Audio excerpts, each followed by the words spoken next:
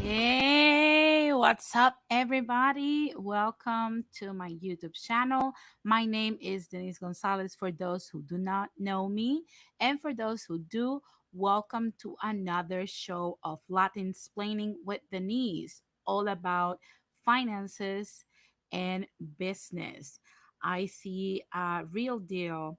The only JS, Capricorn, and Nas are here already. Welcome, guys. Thank you for being here. And for those who are not in the active in the chat but are still listening to what I'm saying, also welcome to my channel. Today we're doing the part 3 of the Lie Latinos Have Believed, and it promises to not disappoint.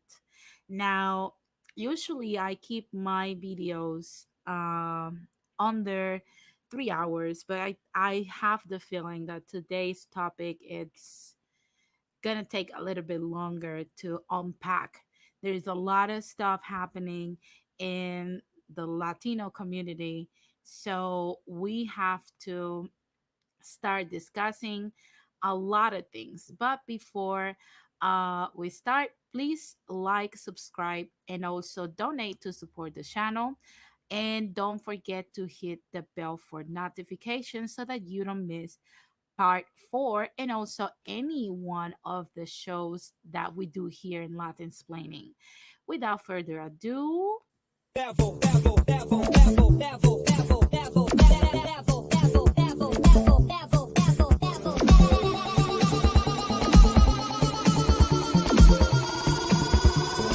take it to the next level.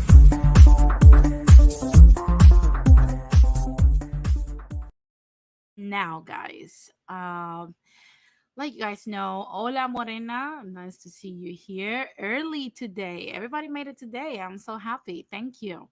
Um, I want to bring two news. One, it's a little bit older than the other one, so I'm gonna start with thank you, Risa Realm. We work hard to bring you guys the best quality, at least in audio, not video yet, but eventually it will happen as well. Um, I'm going to start with some news. There's some, for those who did not catch me live yesterday because it was impromptu. Que lo que Michael Ruiz, I hope it sounded properly, but you know, I'm Puerto Rican, so I'm still getting used to the Dominican welcome. So, like I said yesterday, I was talking about how big corporations and bad tourism is happening through corporations taking a hold of Puerto Rican natural resources. And I was asked for, you know, from a few people, um, with regards of uh, other bad tourism. You guys know, if you're familiar with our little Latin community here, the toxic side and the non-toxic side. A lot has transpired since the beginning of the year with the quote unquote bad tourism that many people were doing, but somehow, um, there's a side that ignored incidents involving certain individuals from the white community. Hi, all aboard. What's up? And I was asked for public demand to bring events, and I brought just one today because there's a few. But I'm just gonna share one. You guys know if you watched my stream yesterday. If not, I will link it in the description below. But yesterday was breaking news, so it was on promptu, and a lot of you guys could not catch it. But catch the replay. Trust me, it's really good, and you will learn certain things that are happening in real time in my beautiful island, Puerto Rico. Now, there was a guy. Uh, Before we get into this, I want to share with you guys a follow up on what happened today. As you guys may know by now, Eliezer Molina yesterday was placed under arrest for civil disobedience. He's already, he's on bail and stuff. But today, when he went to protest with a group of people, for the nesting area of the Puerto Rican carey turtles, and to preserve public beaches that belong to the people of Puerto Rico, are not private property. This is what they encountered today. Let me show you guys. There was a lot of police um, covering the entrance of the area. And what really worries me about this is why the police are riding so hard in Puerto Rico to protect uh, the private sector. I'm not aware of the police being a private government agency. So I wonder what they're doing there. Probably, I want to think that they're there to actually, you know, serve the people and keep them safe. But in reality, we all know that they were there because they were trying to somehow block any protesters that might show up to actually protect our natural resources. So I wanted to, tell you guys about that. Now, I'm going to share with you guys some news about the incident that happened in Puerto Rico with this individual. This is an American man, Martin William Drew, actually. uh he posted a video a few months ago about an incident where he was asked at a grocery store in Puerto Rico, called Econo, in Rincon. Basically, it's so crazy to me that gringos keep coming to, and like a white people influx is still permanent in the area where we were invaded at some point during the late 1890s, between Guanica and Rincon. And, there's still a community of white folks over there. So I'm going to play his expressions. Hope you guys can hear them.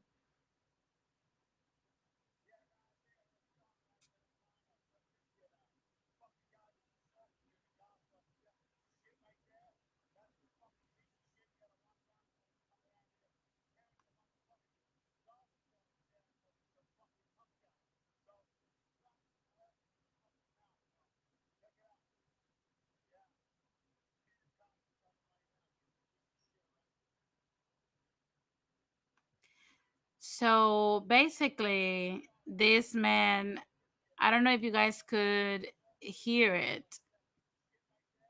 Give me 1 second, guys. I'm gonna share it again.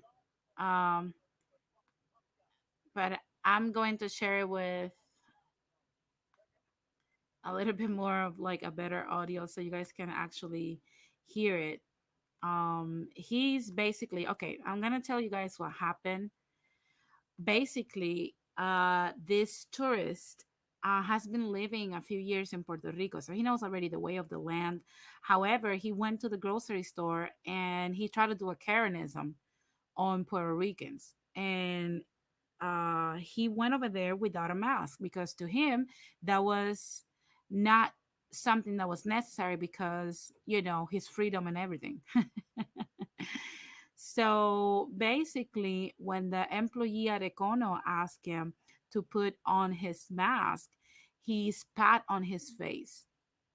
So the employee grabbed a golf club and responded. And I'm gonna share with you guys how the guy responded. You guys let me know if now you guys can hear it.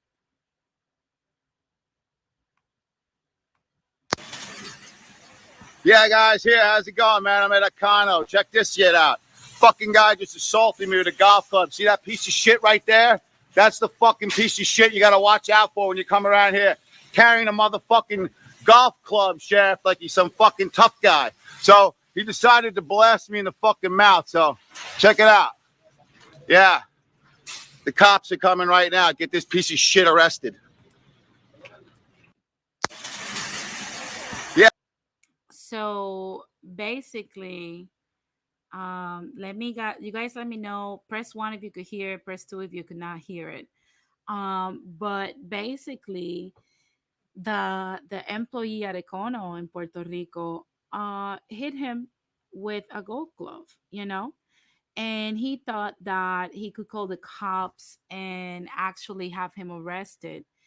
When the cops arrived, they arrested him for assaulting the employee. The employee just responded in his defense.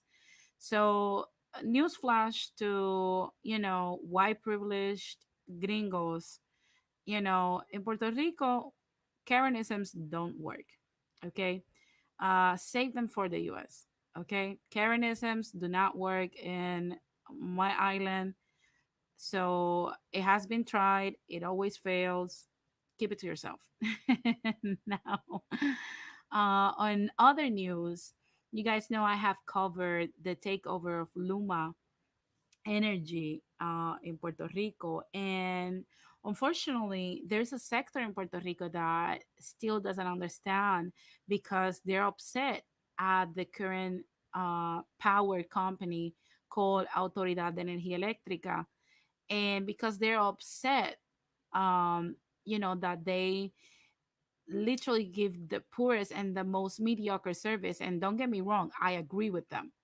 The Autoridad de Energía Eléctrica is mediocre in its service and keeps rising up the prices. And that was one of the main reasons why people were complaining about their service. Now, a lot of people actually oppose Luma, but there are pockets of ignorant folks among us that believe that Luma was coming as a white savior to actually, redeem them and help them out with what the Autoridad de Energía Eléctrica was doing to them by charging them for energy an overpriced charge. Now, our beautiful governor Pedro Pierluisi uh, made the contract with Luma Energy, even though it has five irregularities that basically show that is illegal in many ways. He thought that he can't. At first, when he was running for governor, he said, hey, if the contract is unfair to employees and the people of Puerto Rico, I will fight to have it canceled.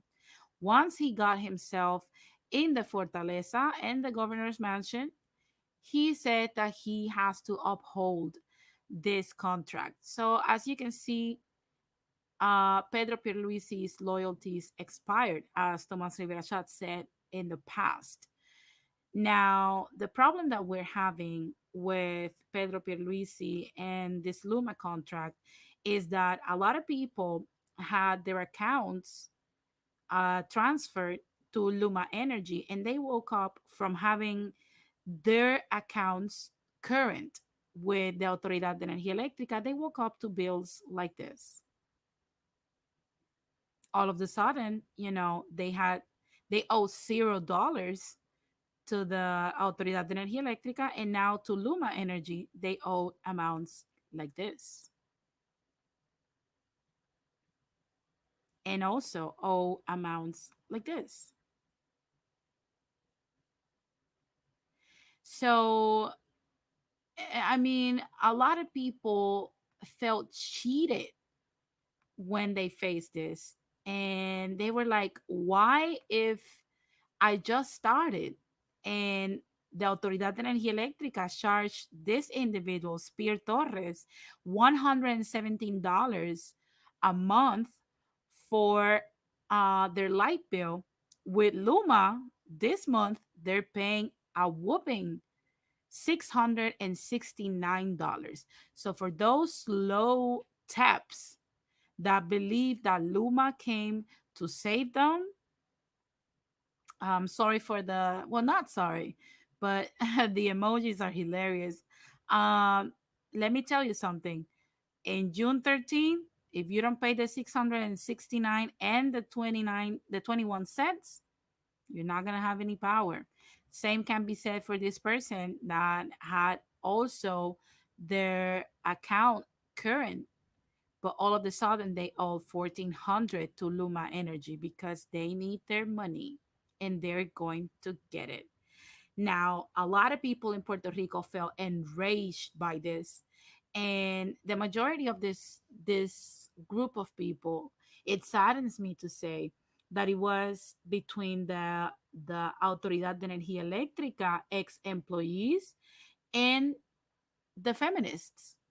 A lot of people protest about how the feminists in Puerto Rico do the stuff that they do and how masculine they are. But my question is, in the protest, point me a man that's protesting Luma Energy. Where are they? Where are the men protesting this atrocity that's being done to our people? This is what the feminist movement did.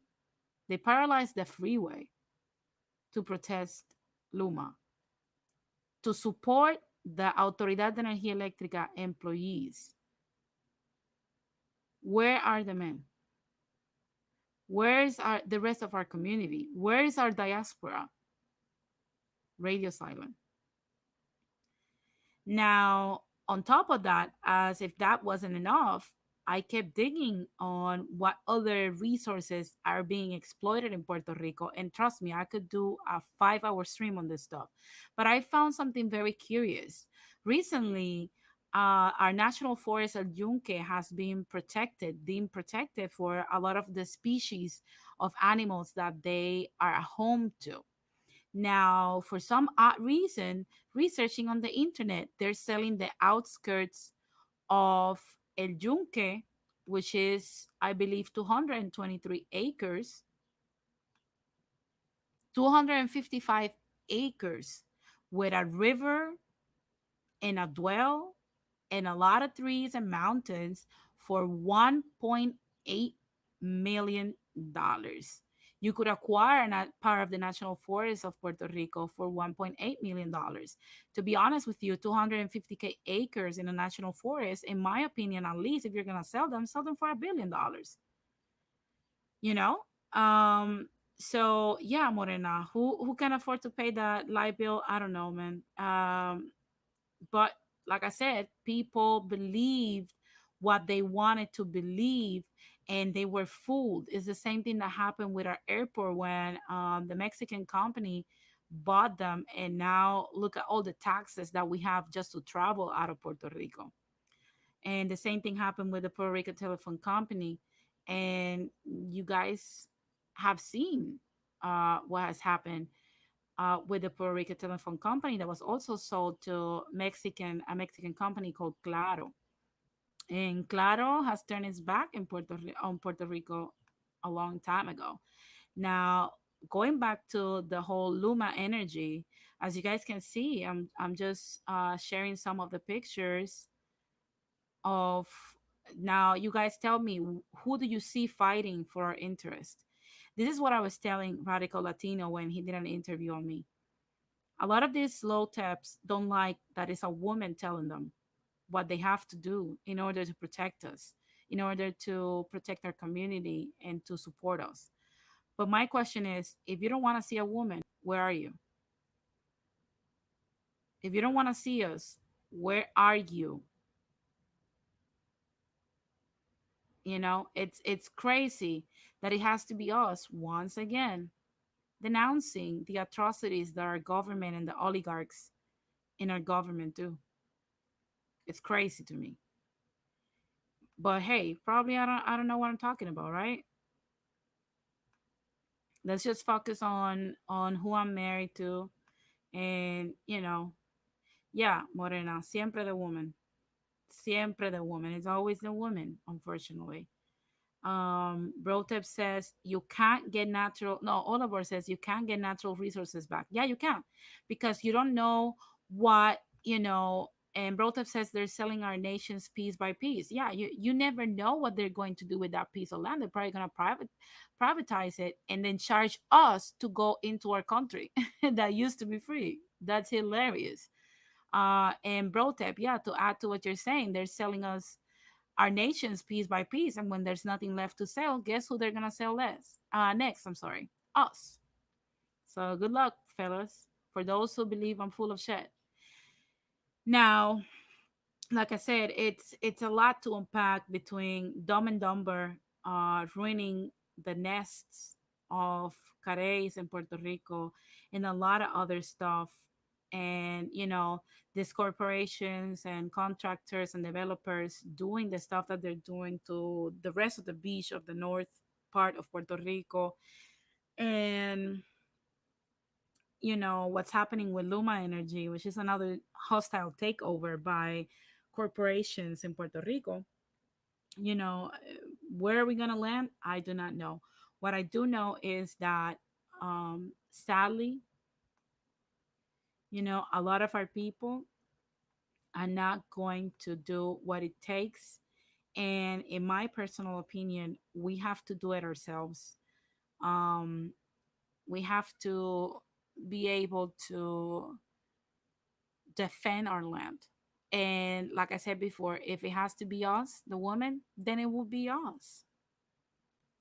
That's why I did a stream Monday on women in business, so that we can get the bag and help our people. Because apparently, even though most of our men listen to what I'm saying, I don't see any action.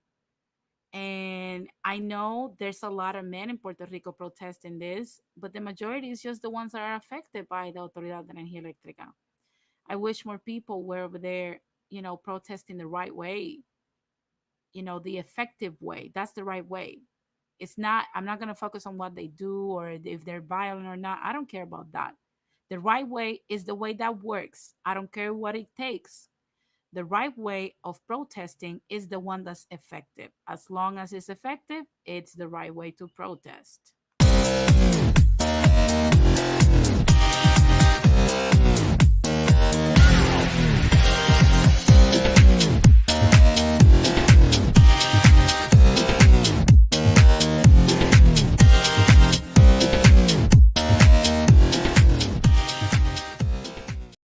Now, guys, the main topic, the reason why we have all come here. Before I start, I see 15 people here. I thank you for being here supporting me.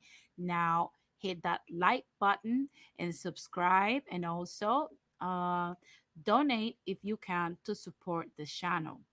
Now, you guys have been with me through the Lie Latinos Have Believed Part 1, Part 2, and this is Part 3. In Part 1 and Part 2, we actually explain how we have to wake up from this latency of and this fake notion of the American system not working for us, and actually make it work for us by holding ourselves accountable for our own corporate literacy and creating our own financial independence. Now, as a result of that, and as expected, thank you all aboard.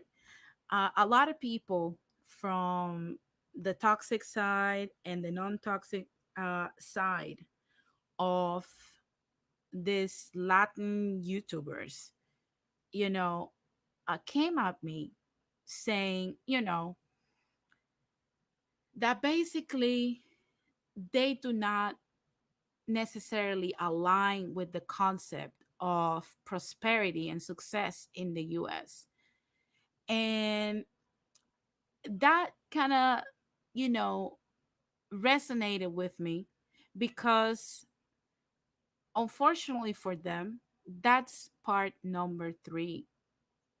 The problem with that I have realized analyzing Latinos before I started this series in America is that many of us, you know, look forward and never look back. Although I consider that to be a good mentality because, of course, you have to take care of yourself before you can take care of others. What really doesn't sit right with me is this concept. And I know it's gonna seem bizarre, but what doesn't seem right with me is this concept and this concept and this and this and this. Also this and this. Those concepts don't seem right to me. This is the DR, Mexico, Puerto Rico, Mexico, Puerto Rico, Puerto Rico, the Dominican Republic. Now, as many of you guys know, this is what our diasporas love to portray about our country. This is how they love to paint us. Like we're this, like we're this, and this, and also this. Now, in reality, even though these places do exist in our countries, the reality of Puerto Rico is this. That's our reality. You know, that's our reality. You still have people living with temporary roofs since 2017 in Hurricane Maria. And also, this Colombia. This is Colombia. This is Venezuela, Argentina, more Colombia, more Colombia, Dominican Republic, Venezuela, more Venezuela, Argentina, medium class. That's upper medium class, middle class, I'm sorry, the Dominican Republic. Now, my question is, and I'm sorry if I get too emotional, but when are we gonna tell the world that the bulk of our people live like this and like this or this or even this? When are we gonna tell our people that we shower with buckets in the DR? When are we gonna tell people that your average Colombian lives like an average homeless person in America? When are we gonna tell our people that this is where kids go to school in Colombia? That this is a city, an urban city, that this is the DR. When are we going to tell our people that? Or we want to keep telling people that this is the DR? When are we going to tell our people that this is Puerto Rico? Or we want to keep telling people that this is Puerto Rico? Not this is Puerto Rico somehow. When? When are we going to tell our people the reality of how we live? The reality of how our people live? You know, it's like I said, why a lot of Latinos here get triggered at me is very simple. They get triggered with my concepts because I'm telling them that they have to take care of this. that if we are in America, especially for those that had to actually go through the DACA and the Dream Act and all this stuff, you're here in a privileged position that the majority of your people will never see, will never have. And instead of you broadcasting this and punching your chest, telling yourself, oh, this is Mexico, it's beautiful. No, not this, right? Not this, not this, you know? Let's promote Tulum because that's prettier. And we want to be proudful. And don't get me wrong, there's nothing wrong with being proud of a lot of things. However, what is wrong is that we don't like to admit that our people need us. Our people need us. Blood Moon says, I think our people know what it looks like. They're showing the fantasy to outsiders. Yes, our people know Blood Moon. I agree with you 100%. We all know what our countries look like. What saddens me is that we don't want to fight to give our people a better future. That we don't want to contribute even with the smallest things. We believe, oh, I'm sending $200 to the DR. Oh, I'm sending $1,000 to Puerto Rico. I'm helping. That's not what I'm talking about. Oh, we don't have to swim in riches. We don't have to become millionaires. We don't have to become entrepreneurs. We don't have to be the owners of shit. You know, somehow, leave it up to the reggaetoneros. Let Bad Bunny take care of our people. Let Daddy Yankee always be the one person that shows up and takes care of people. Let Residente be the one that opens his wallet and then gives money to our people. Let Ricky Martin have to rebuild Loiza from the ground up. You know, let's leave all these people to take care of stuff because in reality, all we care about to a degree is just our life here in the US. I've heard from a lot of Latinos here in the United States. Oh, my country is beautiful and I love the culture, but I will never want to live there.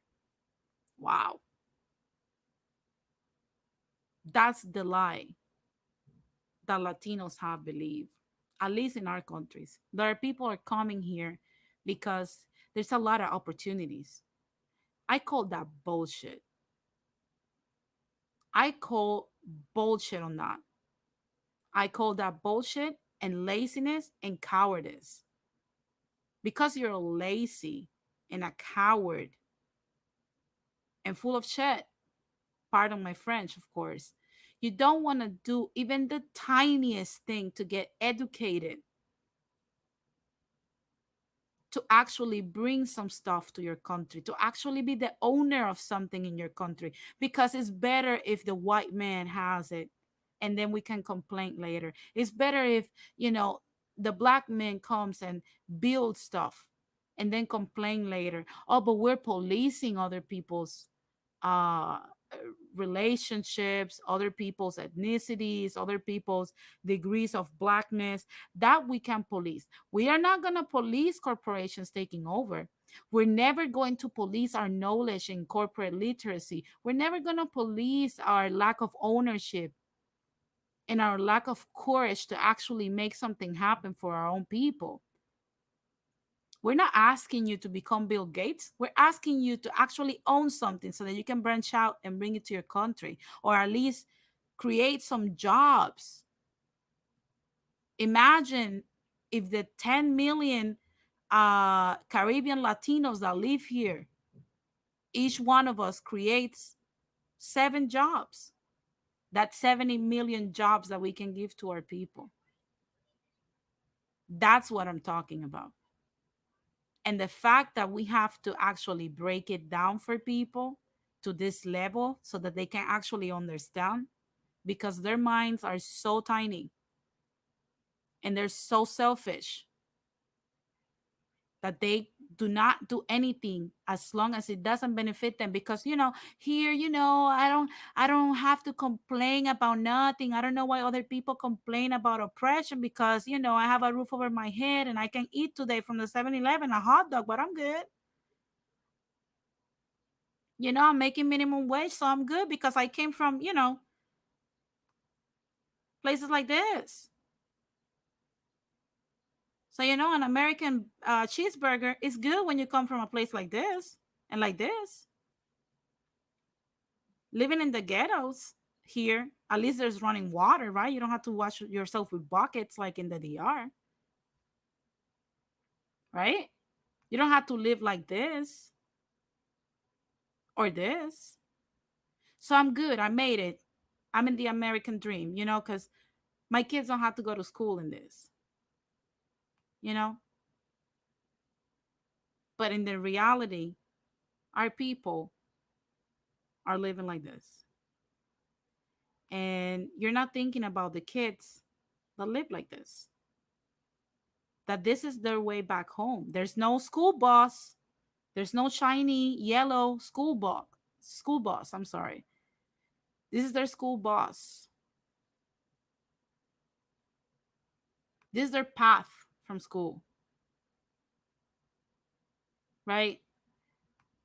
This is Argentina. You see how beautiful it is? Look at the DR. There's not even a dryer or a washer on site. Our people are suffering and being poor and starving. But, because you have your little studio in Harlem, you're okay. You don't care about it, you know? Oh, Argentinians live like this, and, they have to work for corporations that exploit them. But, I have a little condo in Kissimmee, so I'm good. And to my Puerto Rican diaspora, because we have that nice house, and we didn't have to even struggle for citizenship here, you know. And we're living in a nice house in Tampa. Who cares what people are going through with temporary roofs for 4 freaking years? Who cares? Nobody cares, right? That's the attitude. That's the sense of community that you guys are talking about. This is the pro Latino. Is it the pro Latino movement? To be pro Latino, or people have to live like this, and you think about yourself only, you know? Because you're the only person that matters, because you don't know what it is to believe and do something bigger than yourself. No sense of purpose. And you're inheriting that same lack of purpose to our kids. That to live like this. Unfortunately, like this. Imagine having your sweet girl growing up like this. There's millions of girls like her living like this. But in reality, let's just police people's darkness. You know, let's bash their knees because she's telling us how to start a business to create 7 stupid jobs for our people. Pathetic. Pathetic. But maybe, I'm just making this up and these are just images that you can download from the internet. And because I know how the slow tip circus works, and you guys know I always love statistics. Numbers don't lie. Let's talk about it. Dana White says, how do we solve this issue, Denise? Oh, Dana, nice for you to ask. Becoming the owners of something. Becoming the owners of something, even if it's a little thing. Now, as you guys can see, I'm going to explain this. I'm going to remove everything from the screen first so you guys can see what I'm talking about. Basically, this graphic shows the amount of people living in poverty in different places of Latin America. In Brazil, 98.4% of the population lives in poverty. I'm sorry. and it's moderate poor that are chronic sometimes. However, out of that 98% of the population, this red and white stripe symbolizes extreme poor that are chronic. Now, moderate poor that are chronic in the urban area is this one right here that has the stripes going down. The diagonal is the extreme poor in the urban area. Now, this part over here that is completely red is people that are in rural areas and are poor.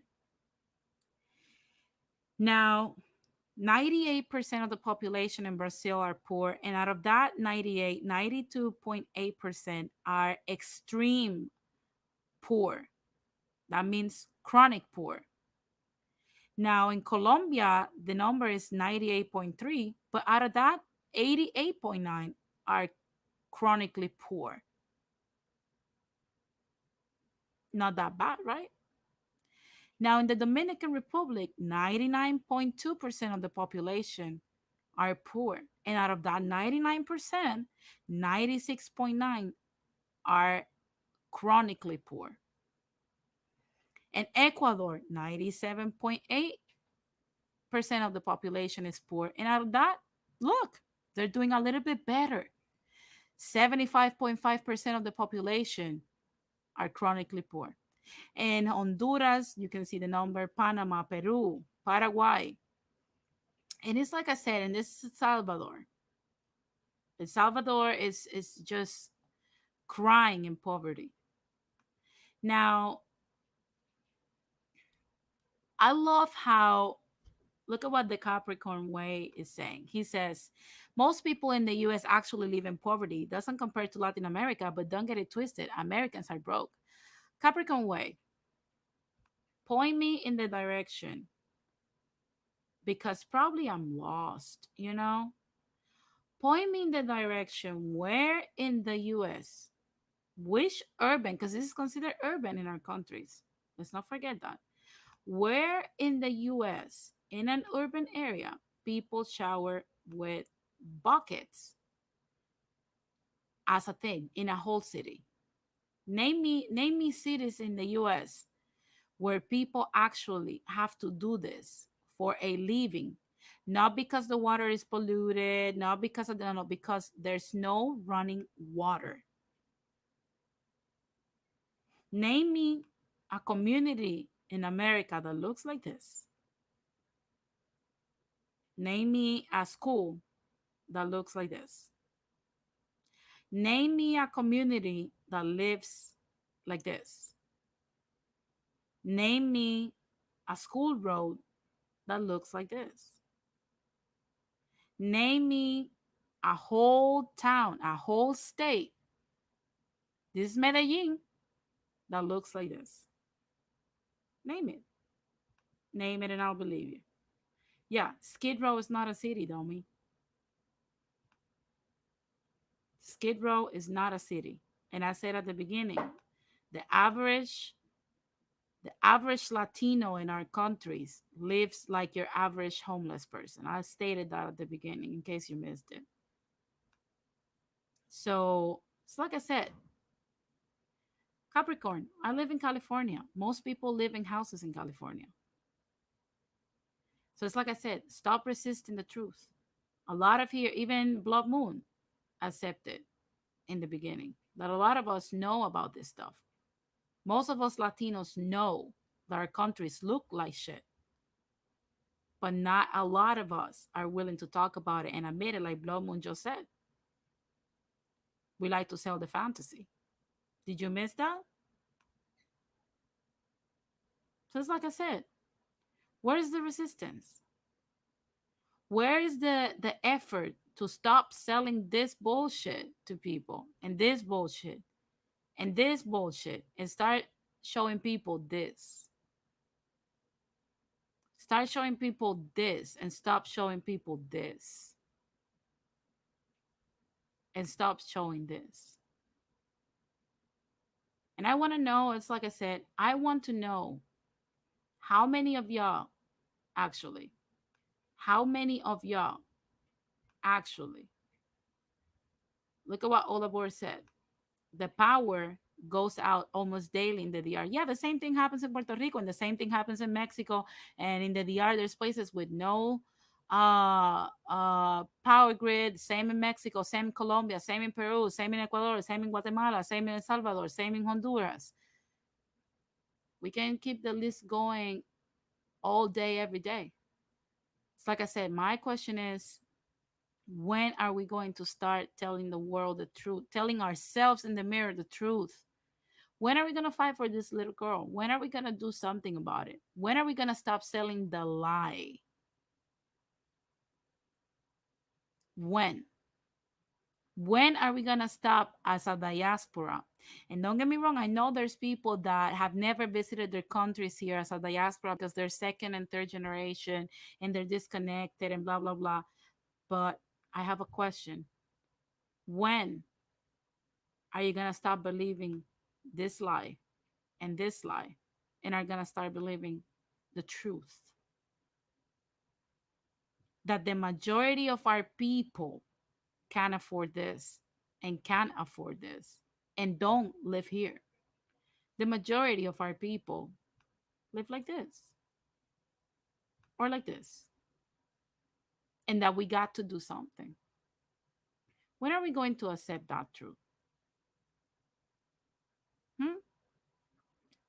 Michael Ruiz says, my dad always talked about his experience growing up in the Dominican Republic. He even said that it's a very poor country. Yeah, unfortunately. It's like I said, when are the Dominicans that love to be talking about stupid shit that happened 600 years ago?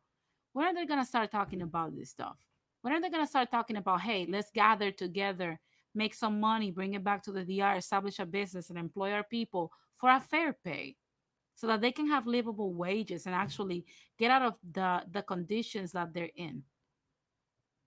When are we going to talk about this girl? Are we gonna give her a future? Where are the Dominicans that ride that Spaniard horse? When are they going to give this man a hand? That's my question for today. Because I realize that a lot of y'all, love to condone and endorse the BS and like to police people's identity instead of policing your own sense of belonging, your own sense of ownership, your own sense of community, of unity and strength. Now, like I've stated before, I don't expect much from a lot of people because I understand that because of the way they were brought up, they will never see it, and I'm not talking to those. I know I only talk to probably 10% of the Latino community. And to those who believe that, like me, Latinos have so much to give and we have the opportunity to be in this position to create a better future for them because our politicians are not coming to save us. And we are the only thing our people have. Join me. Shoot me an email. Join me on Instagram. Follow me on Twitter. Follow me in every platform. Let's gather. Let's form something together. Enough is enough. This breaks my heart. In almost every Latin country, up to 90% of the population lives in poverty. That can continue.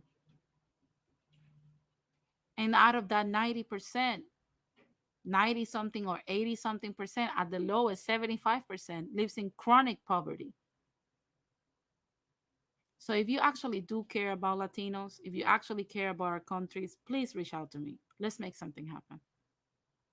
Let's make something happen. And like I said, I don't care what you got to do. I don't care what you have to cut. If you have to cut HBO Max, your cable, get a simpler car and spend less and save it so that you can create something for our people. It's time to do it. With the C-19 happening and the biggest transfer of wealth that we have seen in the history of the world, we know that what's coming for our people is not good news. If they were poor like this before the C-19, I do not want to see after. We're seeing the aftermath starting in Brazil and their uprising, in Colombia and their uprising, in Puerto Rico and their uprising, in Mexico controlling the outsourcing and the manufacture. It's only a matter of time. We see it in other countries. We saw it in Honduras, El Salvador, with Nayib Bukele. So, like I said, it's only a matter of time.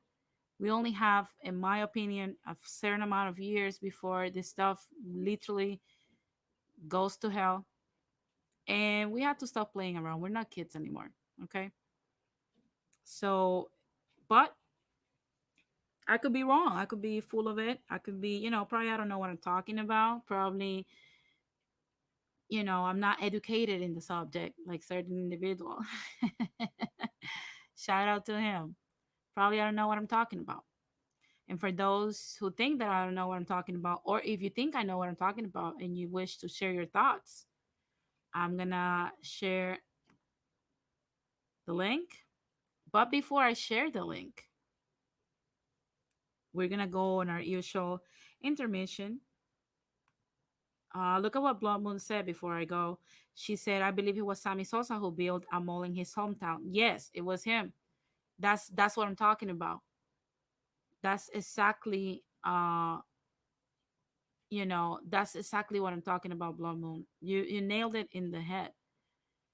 That's what we got to do. The little things we have to be intelligent with our money. We have to be very ruthless with our moves, not just because of us, because our people depend on this. And we have to start moving with purpose and with a sense of urgency.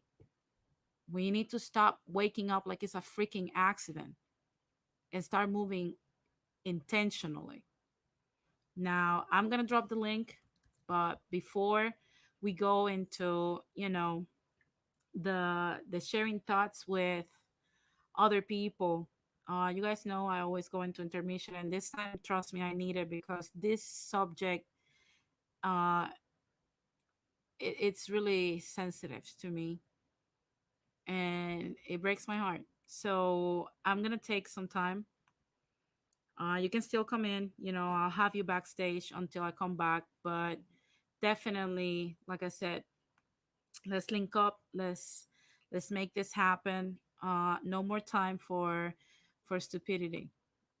That's why when a lot of these dudes actually come to my streams to actually say stupid stuff, I rarely listen and I always block them out because we can't be distracted by these individuals.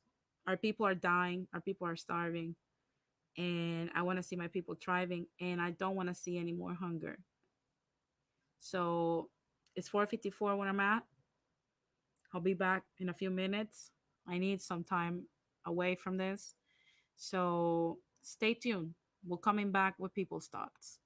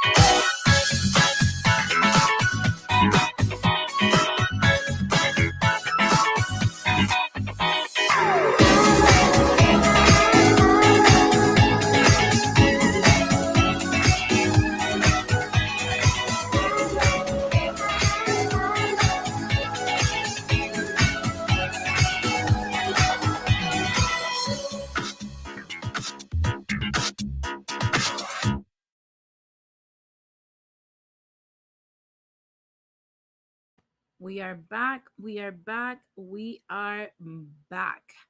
Before I let everybody in, remember that by calling into the live show, you waive your rights to the use of your image and your likeness for the purposes of this show.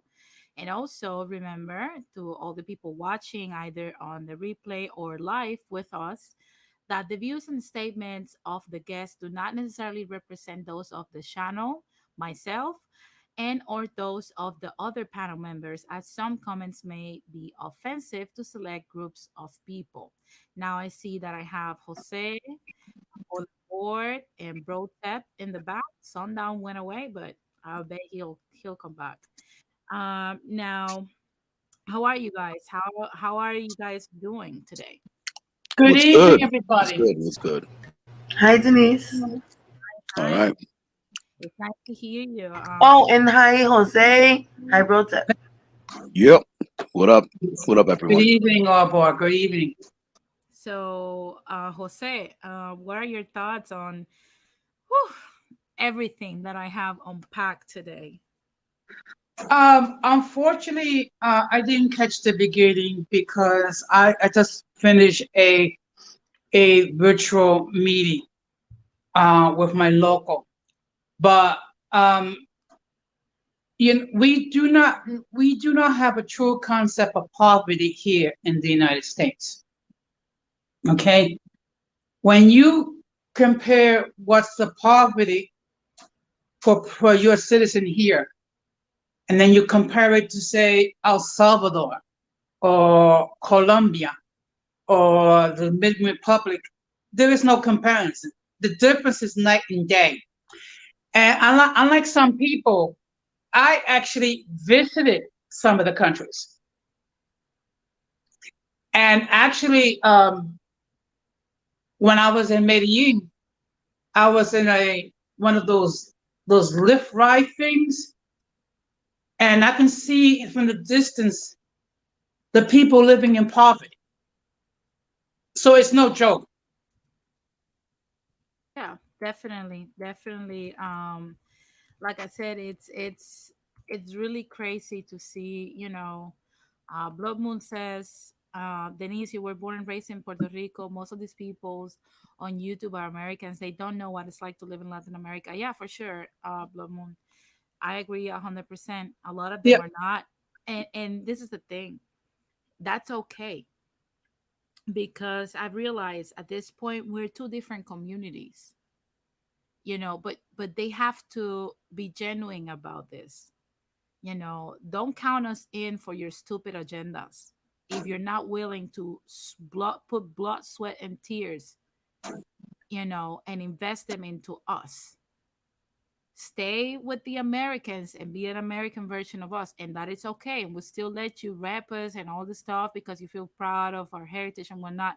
But don't try to derail people into saying that you are a representation, because you're not. You have to earn that, and you earn that by investing in your people, Mhm. and stop policing other people's sexual organs and who they lay with. And it's like I said, I'm so tired of people policing who I'm with. I'm so tired of people policing how Olabor carries herself. I'm so tired of people policing if Brotep is a responsible man that invited his mom to live with him so he could take care of her. I'm so tired of people coming after Jose for stating the truth and being a real man. I'm so tired of people yelling at Sundown for saying things that he actually knows. It's like I said, if you want to be with the circus, be with the circus. By all means, we'll clap for you. We'll clap for you, throw some confetti on your way, but be on your merry way. Do not disturb the ones that are busy, the ones that know what they're talking about. Don't come at us with stupid and petty insults because you're making a fool of yourself. And we will make you famous. Trust and believe we will. Or more Yep. infamous. Yeah. So it's like I said, these stupid jabs that people be throwing, it's just retarded to me. It's like I said, our people are dying. Venezuelans are dying. Colombians are dying. Puerto Ricans are dying. Dominicans are dying. Hondurans and Mexicans are dying. While you're out here playing this stupid roulette with identities and stuff like that and history and all that stuff. If you want to romanticize our past, good for you. But don't be calling yourself a part of us, because you're not. Mhm. Unless you invest yourself in us, unless you're aware. Now, I want Jose to go. I'll be right back. Give me 1 second, guys. Go, Jose, and Brota. Okay. You know, you know, I said this before, and I'm going to say it again. It is better to light a candle than to curse the darkness. It's so easy to complain about a situation and not use your energies to bring about a solution. And the fact of the matter is this: it's getting very old, and I see it all the time in the YouTube community. You have a handful of people that try to make a positive influence for our community, and every time they speak, some moron try to shoot them down with their stupidity and complain about who they sleep with. It's a sad.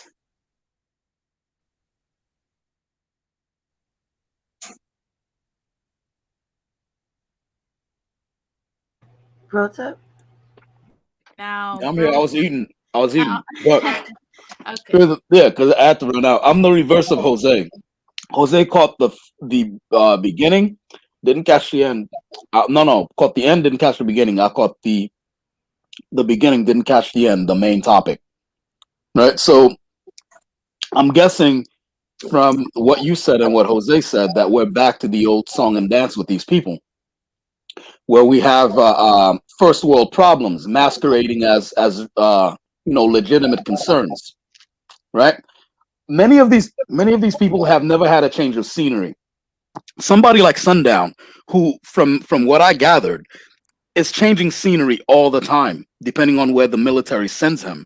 He has more insight into how the world works than these people who sit here in the United States and suckle at the teat of the government.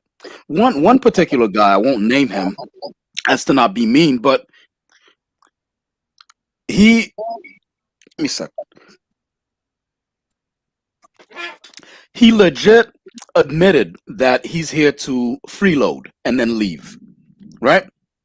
So you can't live in this relative lap of luxury and then judge people in other countries, and someone offers you solutions to problems that you present, and then you get personal about who they're dating, who they may or may not be living with, all these certain things, right? We have to also remember that in the United States, our poor people are obese. I'm going to repeat that Wow. again. In the Mhm. United States, our poor people are obese. All right? Yeah. So just let that sink in. Let it sink in.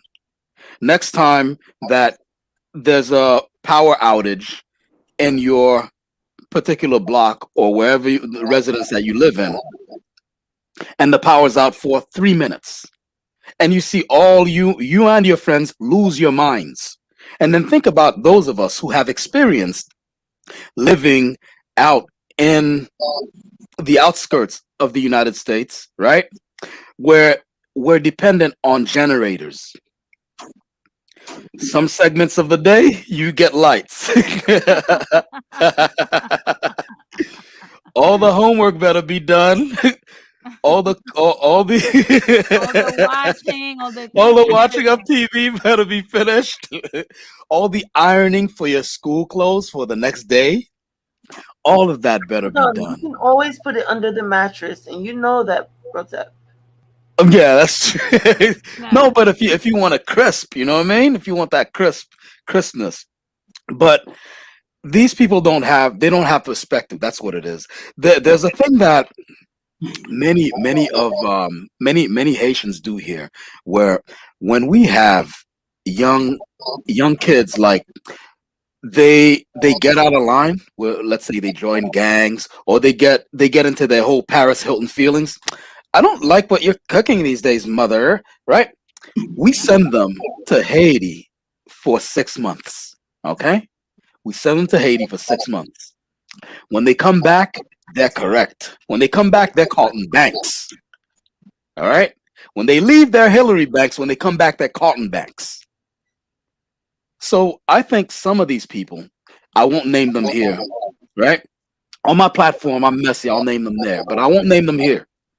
There are some people who deserve to have that happen to them. Send them to a third world country, quote unquote. No disrespect to those countries, for 6 months, so that they can go one day without a meal. There are a lot of people here who have never gone one day without a meal, and we need to let that sink in. And they're sitting here on full stomachs in a house that's warm when it's cold outside, that's cool when it's hot outside, and they're casting judgment. Let's keep that in mind. I think that's about enough. I'll pass it on over to Sundown. Okay. Hi, Sundown. Hey, How hey, are you doing? good, good. Um, Thank you guys for like having my back and all that, but honestly, you don't really need to because like this is YouTube is a joke. You know what I mean? I don't really take to heart any jabs that might come my way or people with small dog syndrome. Like it's a joke. I got bigger things to worry about. But nah. So I just wanted to say I've heard stories of like Latin America and how poor some of the areas are, and I just wanted to say thank you for showing those pictures because a lot of times things are one-sided. Like certain people, they have no problem showing the desolation in like Haiti, but they won't show the desolation in like Puerto Rico, or they won't show it in like DR or certain other areas, but they have no problem with shining the light on how bad Haiti is. Yep. Also, what I wanted to say was when I saw some of those pictures, it reminded me of a lot of Native American reserves here because I touched on it a little bit last night with Brotep. Like you have certain places that are in the same boat, like they don't have electricity, they don't have running water. It's literally desolation, and a lot of them are strung out on meth, cocaine, alcohol. Like it's bad, and that's another uh, darkness that people refuse to shine a light on. It's like you think African Americans have it bad, or you might think that Hispanics crossing the border and getting put in cages. You might think that's bad, but go look at a Native American reserve and see how bad those people have been living, and they've been living there for like years and there's nothing that they can really do to change the uh, the scenario because just like in those Latin American countries, America turns a blind eye to them too, and they'll be like, "Oh, well, we gave them their own plot of land. Not our problem anymore. Let them take care of it." And people ignore the plight that these guys go through too. But again, I just wanted to say thank you for showing that the pictures and shining a light there Yeah, because a yeah, lot of people wouldn't do that in your shoes.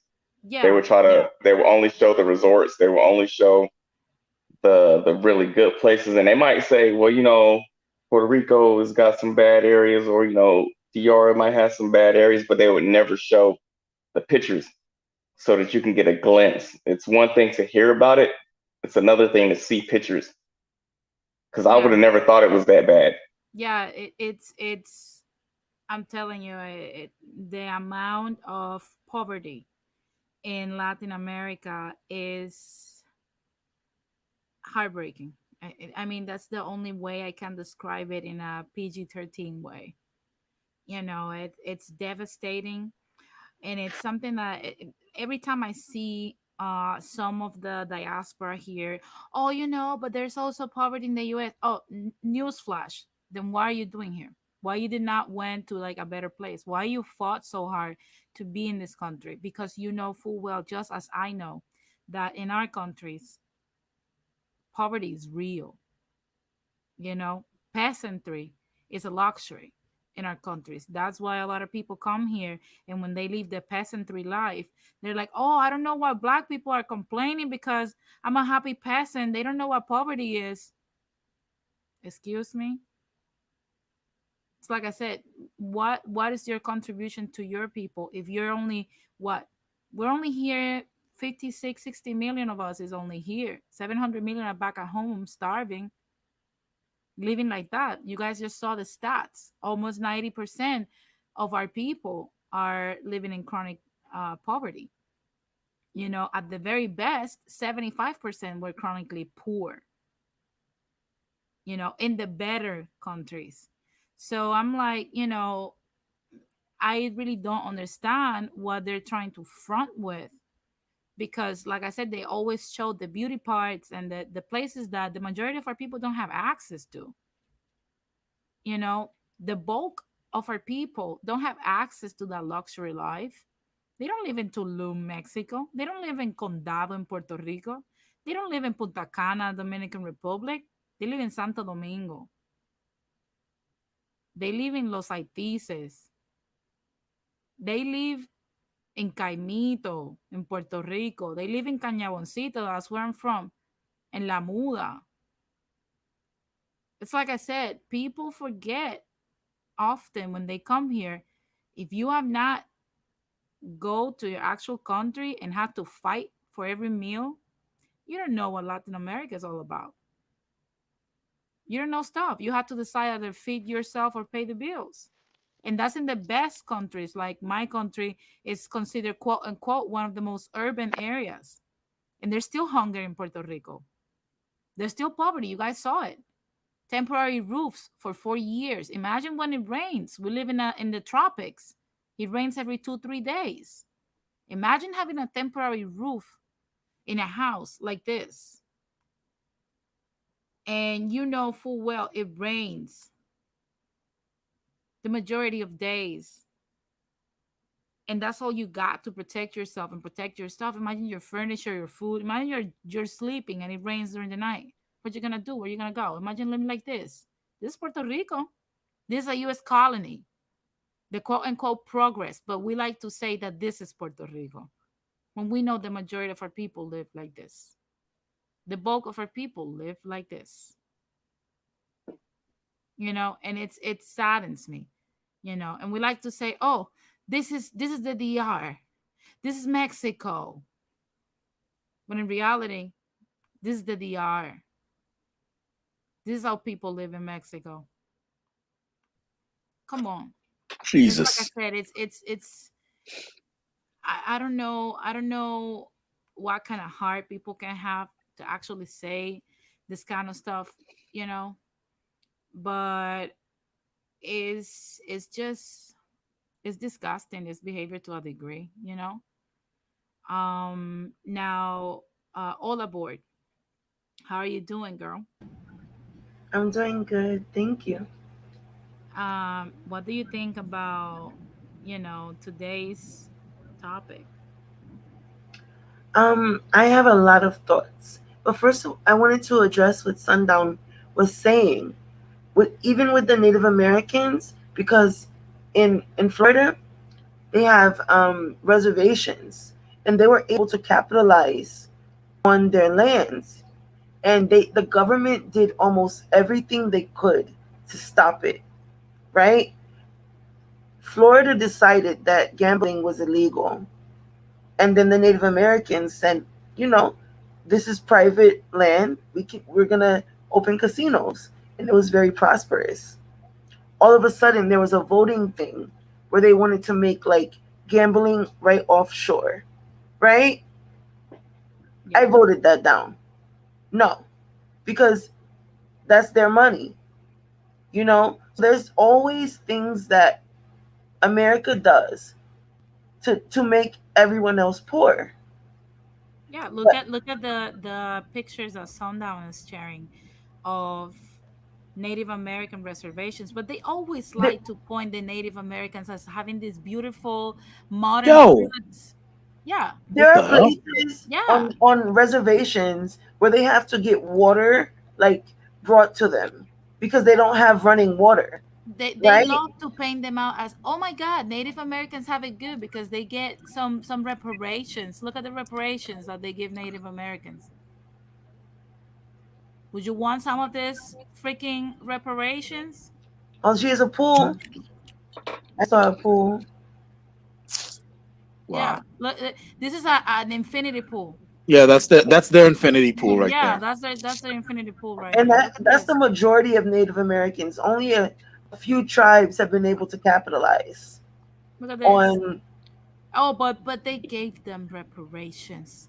They need to shut up because they're having a good life. Look at Wow. the good life that our Native American are living, and they still manage to make something out of it.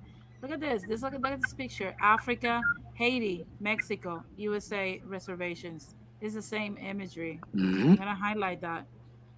But we love to say that our countries are oh, we have so much Hispano pride. You know, we have so much pride in our stuff. Look what You look look. just The like Native you're American just one looks the Africa worst. that could literally speak Spanish.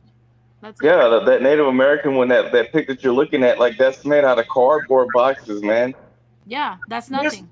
there's That's literally places nothing. on the res that like they have no running water. They don't have plumbing, right? And these are the people that were literally supposed to be the native people. If they think that much about them, imagine what they think about people that came here um, a few years ago. Yeah, yeah. It's like I They said, don't care.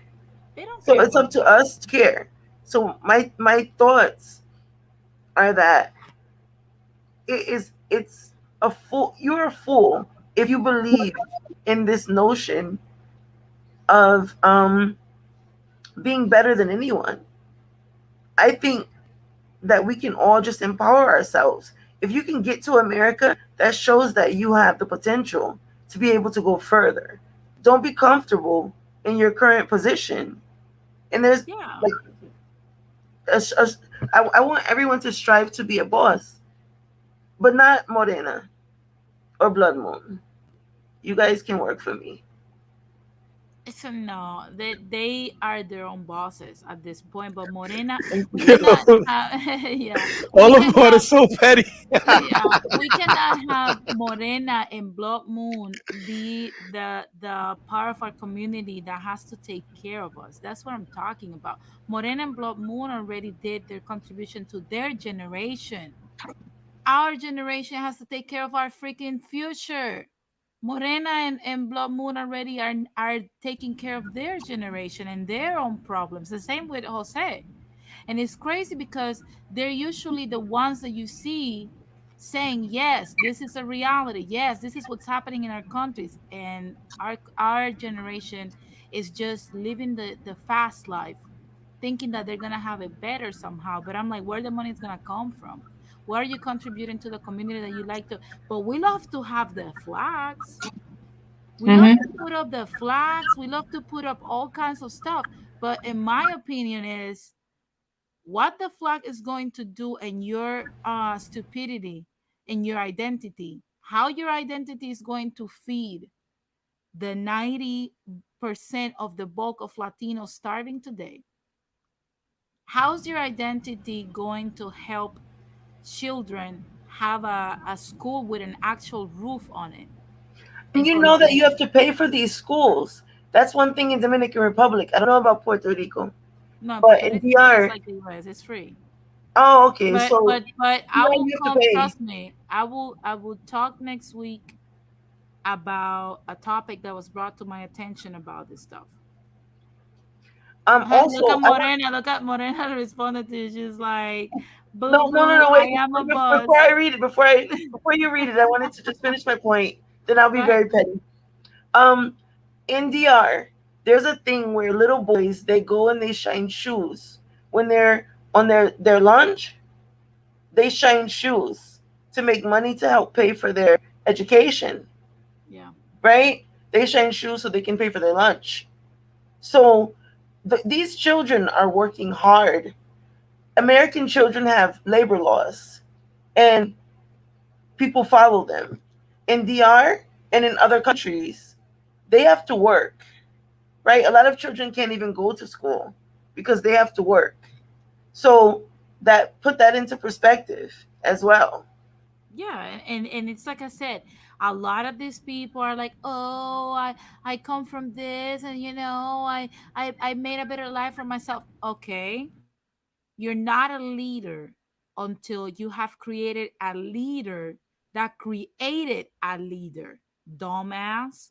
So it's like I said, are people really understanding that life is about purpose? And that's the problem that I have with millennials and Gen Zs, is that we don't understand, like our past generations, duty. We don't understand duty whatsoever. You have a duty to your people. We don't want to sacrifice. Those terms never click with our generation. It's never it's going to click with our generation. We don't, like Morena says, we no longer, oh no, that's She's for talking you. about me. She's Yeah, talking but about me. but But literally, it's like I said, this whole concept of duty, responsibility, community, sacrifice, those terms and these notions are foreign to our generation, especially in the Latino diaspora. I've seen literally many comments that if I bring them here, you guys will literally, your jaws will be on the floor, of when they were talking about the 65,000 migrants that were coming from Central America and Mexico in this at the beginning of the year. A lot of our diaspora was, oh, don't come here. Why are you coming here? Stay in your country. Don't come here. For what you're coming here? It's not gonna be better here. And I'm like, are they aware? Are they aware that when you live like this, and when you live like this, and when you live like this, even being shot at the border of Mexico sounds better if you're gonna give this little girl a future or a shot at it? We're so disconnected. It's like I said, at this point, we're two different communities, and it's sickening and disgusting to see this behavior on our people. They look like well, us, they but they don't when they behave always Excuse like me. us. wait 1 second. When they always talk about the Africans that are starving, right? But I've seen those same commercials about people in Latin America, about little children starving, right? The Of starving course. children thing. That's a thing in Latin America, right? There's a lot of poverty over there. Look at this. Yeah, it's a lot of poverty. A lot. And it's like I said, people live under the notion that, oh, you're full of shit. You know, I don't like, talking about, stuff like that. Like you're making it sing like, and it's like I said, you guys, because you have never seen this stuff, it's very easy, like Blood Moon said, to come on YouTube and talk crap about our countries and say what you want to say based on what Google told you. It's a different thing to actually see your people starve. I bet you 99% of this YouTuber circus of slow tips have never seen somebody starve. I've never known what it is to give your food to others so that they don't starve, even though you're starving because you have breakfast. They don't know that. They don't know that. I've seen Oh, but situations. let's talk about Haitians. Let's talk about There Africans. were Let's talk about African Americans and people's identities, and Brote being a senile 40-year-old, and Jose being just talking nonsense and disagreements and stuff like that. Let's just talk about that, because we don't know what we're talking about. I've seen women rent Oh, their children out for like disabled children in Dominican Republic. I've seen there was a child that was like had half a body, and a woman literally would rent her daughter to be able to go and beg money for other people. Like that was her hustle. Yeah, So it's they like don't. when my parents look. My parents went to Mexico in '94. That's when they started talking to us about these things in Latin America because my dad grew up very poor. He lived in a very little sector of a barrio called Corea in Caimito in San Juan, Puerto Rico. Not the old San Juan refined condado, the actual San Juan where people live and they're poor and shit. And he had to work since he was 9 years old. And he said when he came back from Mexico, it's like I've never seen so many people at once, selling you a dirty rag for a couple of dollars so they could feed themselves. And these were children, and after that, it's like I said, how do you have the balls to come here and talk shit about all those immigrants, or how you have the balls to talk about Haitians or African Americans when we have so much to do? We have, at the very least, you should be saving for staying a month over there at your country and rebuilding a house. One house. Help rebuild one house at the very least. Now I see that Jose wants to make some commentary. Jose, go ahead. yeah. When these children make this type of rhetoric, it just shows how empty they are. But I like to look at things as the glass being half full. Okay. Now, granted, I'm the only I'm probably the only baby boomer here. Okay. But I have been able to adapt, Yeah. and I've been able to accept change. I have been fortunate than most because I have actually visited other countries. Okay. And even though I was there for a short time, I can see how someone in Colombia lives. I can see how someone in the DR lives, and so on and so forth. And I take this information to heart. Okay. And if they would spend half the effort downgrading people and try to come up with some sort of solution, even just one, how much better our society would be. But yeah, they talk so much about the pride of being Boricua. Yeah. They talk about the pride of being a Dominican. They talked about the pride of being a Mexican or what have you. Okay. But they never tried to study their own culture. Never mind the culture of others. Okay. They never try to understand, okay, we're extremely fortunate, but not everyone is as fortunate as we are.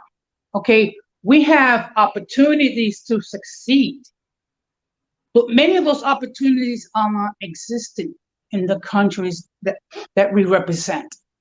And people need to get a reality check.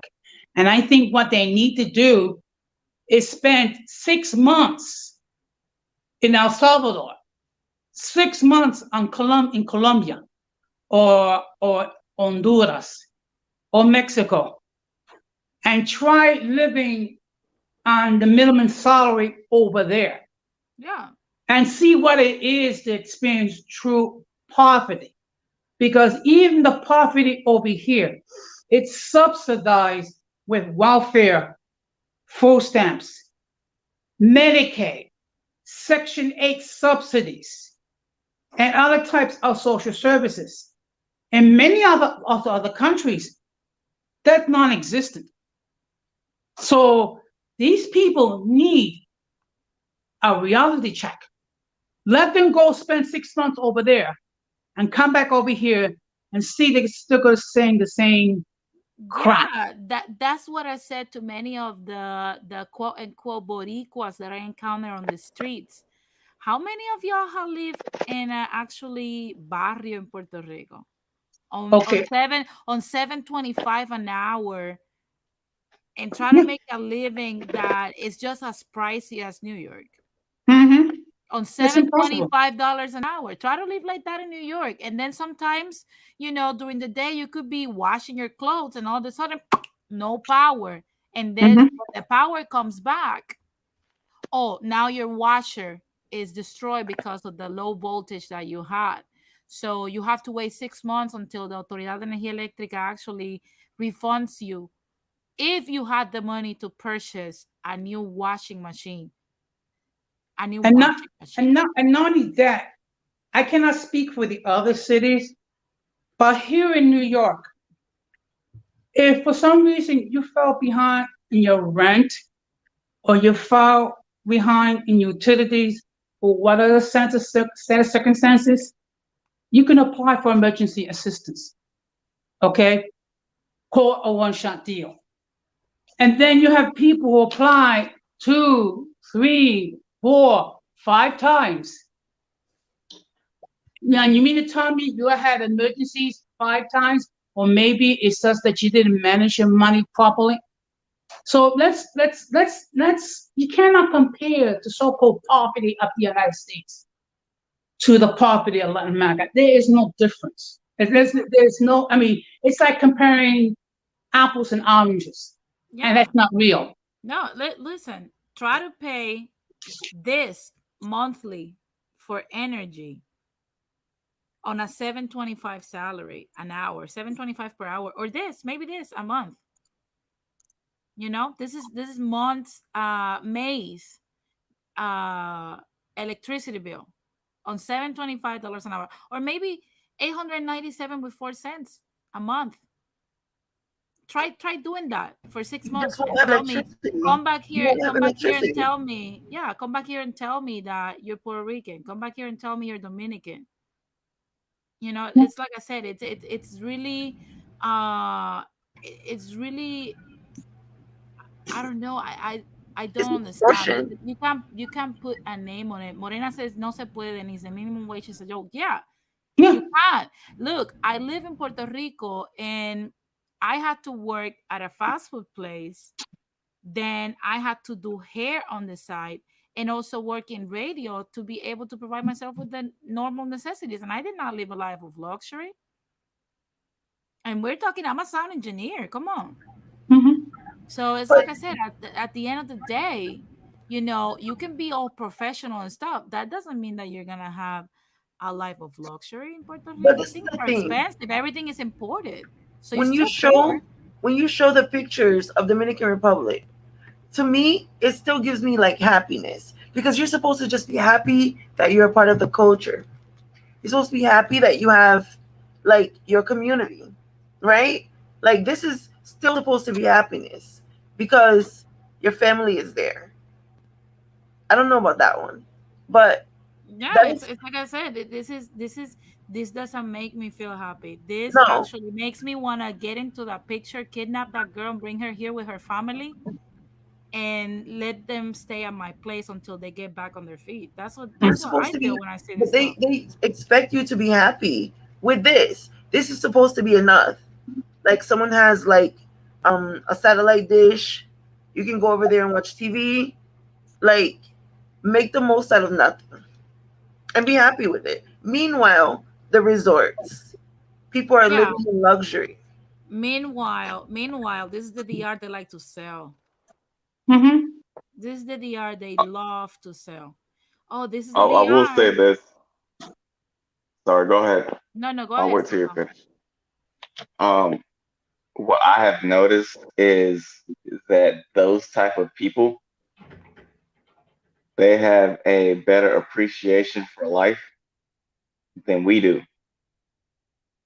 Because when you come from abject poverty, you're thankful for everything that you have or everything that you were able to gain, and you don't take things for granted. Yep. So we I might guarantee look, if we they might, lived on the resort, they would have a better quality of life. if they lived in those towns. Yeah, but he's talking more about the quality of the people, you know.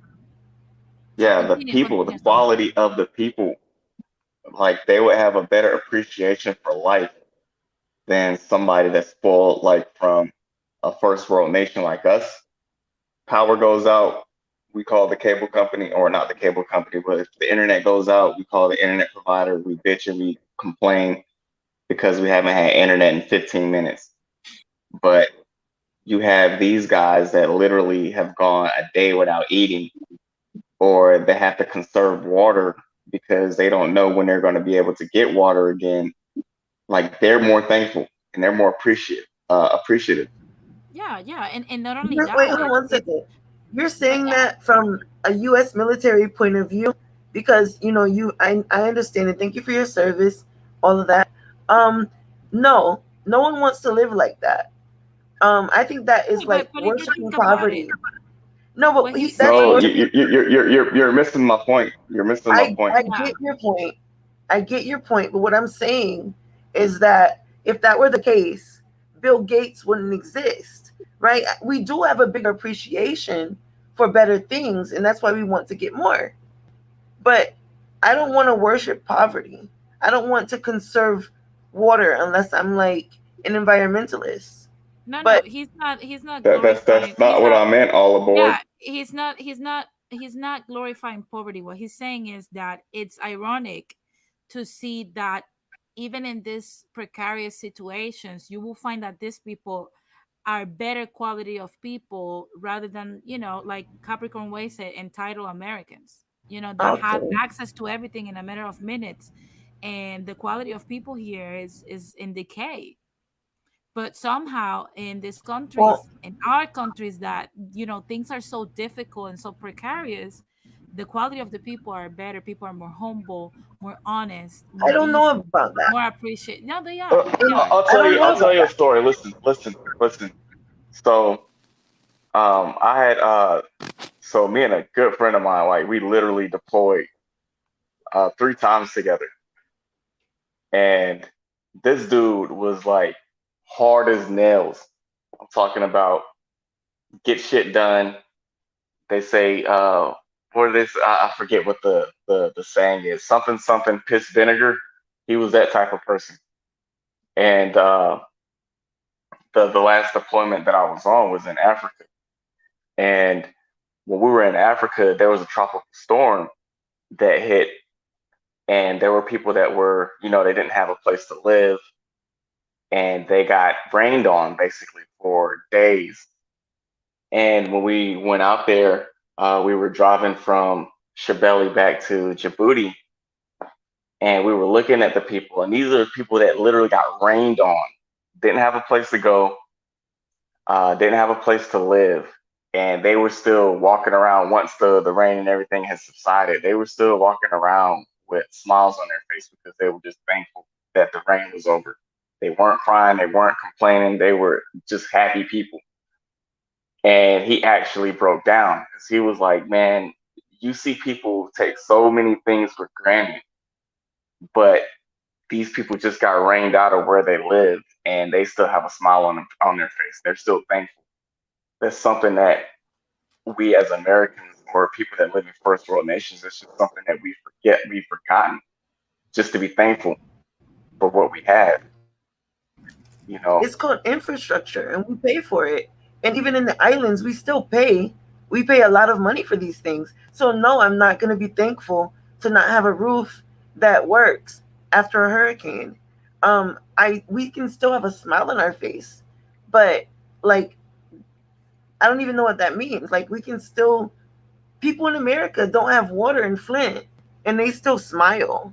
So I don't want to get caught up in your like your poverty praise.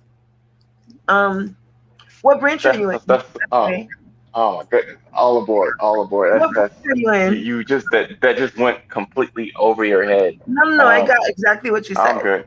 What branch are you in? Okay, I have question now, and Rakim, welcome.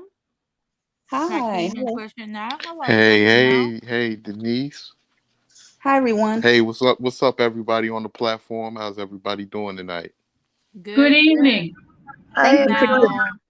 Now, what is your take on today's topic question now, and then Rakim.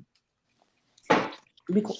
Okay. Yes. First, I don't want to prop up poverty at all. Let me say that because it's not a good thing, and we see what's going on not only in America but around the world.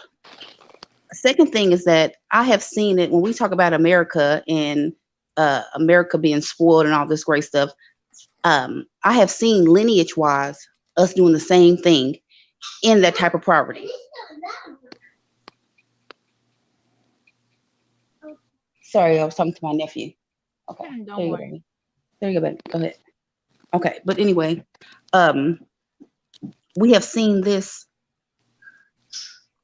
close up. And with that being said, I done seen grandma not complain. I have seen us have to do the what's it called, the outback house type stuff and all this crazy stuff. And in a first world country that you have built, and I'm just speaking from my experience, let me say that we shouldn't always have to be like this. Like, you know what, go look over there, look how they're living. You need to be grateful, which don't get me wrong, I believe in being grateful, y'all. But after a while, you start questioning, like, hold on, you keep telling me to be grateful, but I'm owed something.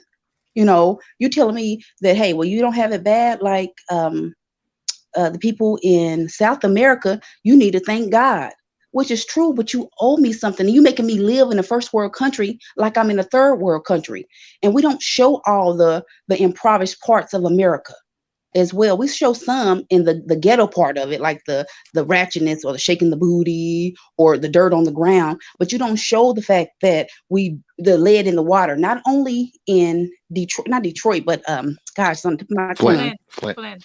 Flint. Flint. Okay, right. Flint. We don't talk about it in Alabama. We don't talk about it in Mississippi. We don't talk about it even in Missouri. We don't talk about these things. And it's unfair, as I see it as an American, for generations that you tell me, hey, ma'am, you need to be happy, ma'am, that it ain't bad like this for you. What do you mean? It shouldn't be bad like this for me because my folks work so it would not have to be like this for me. And not only that, I'm not with them doing what they are doing in other countries as well. I stand with Puerto Rico. I stand with Haiti. I stand with the Dominican Republic. I'm gonna say hot. Well, yeah, since they're separate Haiti. now. Yeah, I was gonna say that. I was gonna say it, but I just left it alone because we know what it is. Watch it, We Queen. know. So yeah, so let me pull back. Right. So with that being said, I shouldn't have to live like this. We should be able to go, if you are from somewhere else, to go and make sure your countries are fine as well. So it's not fair what America's doing. America has done this to generations to a people, and we talk about the Native Americans, and what's going on with them as well. So I just wanted to put that out there that we always got to be happy. It was always that big mama talking about, when Jesus, he's coming. It's going, don't complain. They always singing it. Look, man, I'm tired. Look, we are the generation that rose up out of all that complaining. And all that little girl that you see was us a generation or two back, just looking, or three back, I'm going to say. Thank you. Question now. Yeah, I agree, but look, not to disagree with you on that one, but I agree more with what Jose said. The level of poverty that our countries have, and I don't mean this as discrediting anything that Americans are going through, right? But the level of poverty that Latin Americans are going through, and the level of starving, it's just another level of poverty. In Venezuela, to tell you one thing, I have a Venezuelan friend that escaped from Venezuela. Had to stay a few years in Cuba, and then he came to the US. And what they get is a bag of food for a family of five every 2 weeks. And like I said, that's what the government gives them. That's the one thing that they have access to. And you can protest that because they're under a regime. It's like, you can compare the US poorest area to Syria or to Venezuela. Like I said, it's and I would agree with you on the fact that People need to stop being quote unquote grateful because they have made it. However, the bulk of our people are still starving. And we can't be blaming, oh, death to the US, death to the US. No, life to the US. Learn how to live the US life. Learn how to thrive in it so that you can go back and help your people. Because like I said, there's 10 million of Caribbean Latinos here in the United States. If each one of us generates 7 jobs back home, that's 70 million jobs that we're generating for our people. But in reality, all we want to do here is just identity politics and say, "Oh, I made it. I'm good. I'm in my little studio at Queens, so I'm good." No, we have to, at the very least, go visit. At the very least, help one person.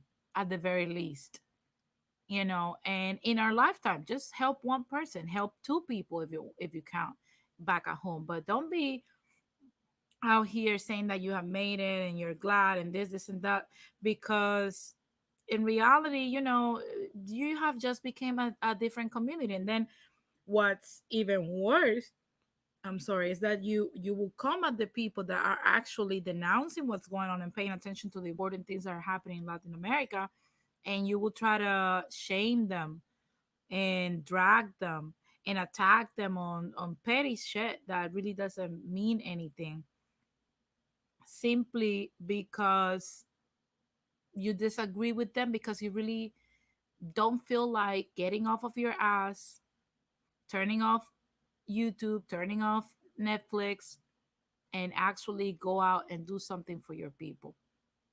So now we'll go to Rakim. Rakim, what's your take you know, on what's going on with Latin America and the lie that Latinos have believed?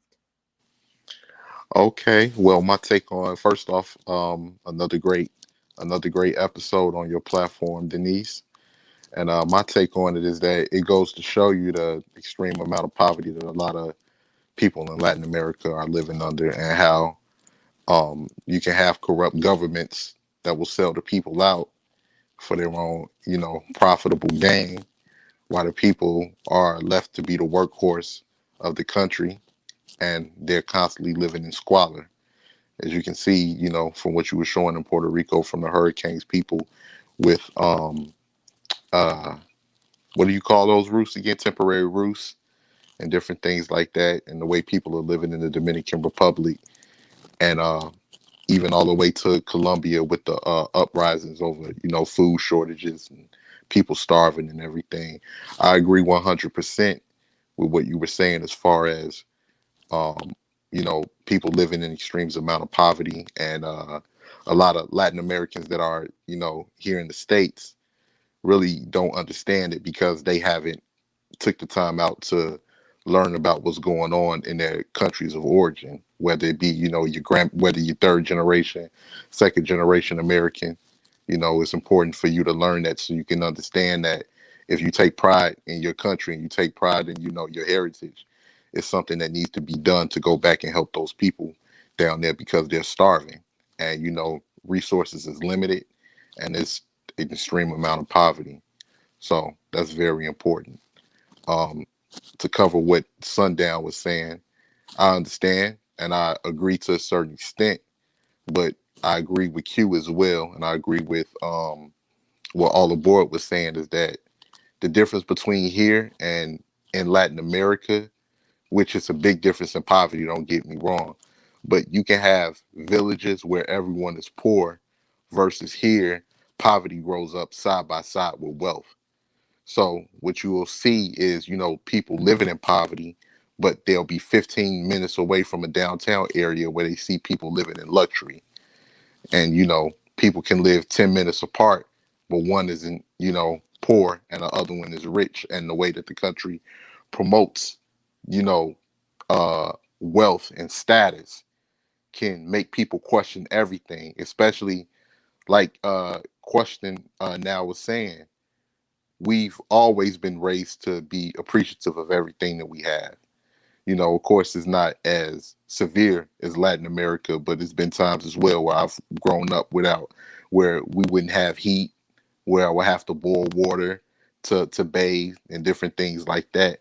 And like she was saying, for generations, people have worked, and it'll make you question, well, how are you telling me that I should be appreciative of how I'm living, and I see you living in luxury, and I see you not having to deal with the same issues that I'm dealing with, and things like that will make you question on what's going on, and it just seems like it's a game to keep the poor people complacent, while people that are living in luxury and able to live comfortably will continue to make moves to enrich themselves even more, while the poor people remain poor.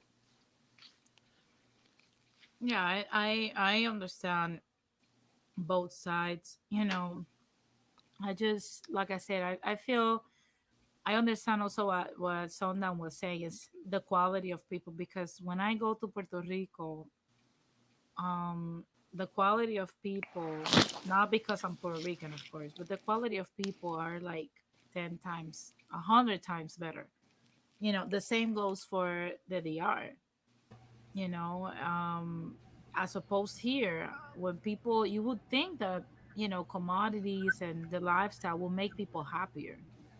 And somehow it doesn't. People here are very self-absorbed and more, Divided. barely talk to each other, and nasty behavior and entitlement, if that makes sense. Oh We're yeah, So divided, I yeah. We're yeah. that's in because America. We're very divided. America. Oh, I'm sorry, all aboard. I just wanted to make this point. That's Mhm. because America is so competitive, and America have a history of greed here, to the point that it's kind of hard to explain it. To the point that everything a lot of people are dealing with, like what you were saying earlier, with a lot of the poverty down in the Latin America and in the islands and everything. You do have more of a sense of a family structure there, where people have to stick together because of their own survival. Especially when you deal with situations where power goes out, where you deal with situations where you may have to go get buckets of water. So people learn to have more of a, stronger family bond and structure based off of dealing with that poverty, because in a situation like that, all you have is each other. Versus here in the States, where, everything is so greedy, and it's always the top taken from the bottom, even in Latin America as well. But they make it so blatant here in the States. And then, everyone's, the States is all about money. So everyone's trying to get money, and everyone's trying to, live that lifestyle. And especially when it's flashed in front of you due to media and, just all of these luxury designer items that's always displayed. I Yeah. definitely think there's a better quality of life in the islands because there is a bigger sense of community. And also there is no help. You don't get like bailouts and as much as you would get in the United States. That's true. I can speak for Puerto Rico, but in Dominican Republic, it's pretty much like you said. You have to depend on your community. So there is a closer knit community, and most people are poor. So I think you kind of make them the best out of the least. So I'm not disagreeing with Sundown on that. I'm just saying that I don't want to like praise poverty because in those situations, people have to do crazy things to get by, like sex tourism, for example. People have to do a lot to be able to even get by, you know? Okay, I got your point. I got your point. Yeah. Yeah, I agree. We've seen mothers selling their kids, like you mentioned before, renting them because of this. And, yeah, I understand what you mean, all aboard. It's Excuse me. Go ahead, Jose. No, but if there's no objections, I'd like to talk a little bit about possible solutions. I think part of the problem is a lot of people, and you alluded to it earlier, um, a lot of people need mental health, Yeah. because you have individuals that deal with the victim mentality. They need therapy. They need mental health. They need counseling so they can develop some sort of a self-worth that you don't have to put down other people just for you to feel good. The problem is you have to acknowledge there is a problem. And there's certain individuals that are not at that stage. And then what we all should try to do is try to learn more about our respective cultures, how rich it is, and how wonderful our culture is. I mean, and what we need to do with our children and our grandchildren and even our great grandchildren, we need to instill on them that they're special, that they're unique, they're wonderful. Okay. And then try to educate them regarding what's so unique about the Dominican culture, what's so unique about the culture of Colombia or Puerto Rico, because each and all respective countries, there's a rich culture that one can learn. Please forgive me for getting into this stream. It's just that we need to think about some sort of solutions to deal with all these problems. Yeah, definitely. And that's I love to reiterate on you know what I always say, and the reason behind, you know, why I started this channel. This channel is to teach people how to be smart with their money, how to invest their money, how to evaluate risks, and how to basically be the owner of something. Like I always say, I don't care how big or small it is, but we have to start becoming the owners of stuff. Mm-hmm. And either it's our food, our culture, our music, whatever it is, it's time for us to help our community by being the best we can be for them. And that comes from a sense of purpose. And the Yes. only way to achieve purpose is to go into therapy to assimilate, hey, the negative things that I had lived in my life, I gave me all of these negative things, right? And because of all those negative things, I took all of these decisions that led me to all these positive things. And now, in all those positive aspects of the negatives of my life, there is a purpose in the middle of that. And that path is what points people out to help others. And I'm speaking from my own experience, and like I said, everything starts with getting the right mindset, which is why I said duct tape and therapy. Mm-hmm. That's the first step. Get your mind right, and then get your money right, and then help others. Yeah, Now, that's true because maybe one day I can elaborate more fully regarding my individual situation. I mean, I've dealt with um, many trials and tribulations, and I have made many poor judgments on my part. But one of the things I always talk about and think about it is this saying: when you mess up, fess up. Acknowledge that you made a mistake. You try to learn from that mistake, so therefore you do not repeat the mistake. And the fact of the matter is, all through my life, I had to deal with people who had misconceptions about me. That I was slow, that I was retarded, I was this, I was that. But you know, the fact of the matter is, um, through God's grace, I have managed to achieve a lot. Okay. And I can consider myself very fortunate. And I don't look at it as foolish pride. I acknowledge that, I made mistakes, but I have learned from mistakes and I had my victories.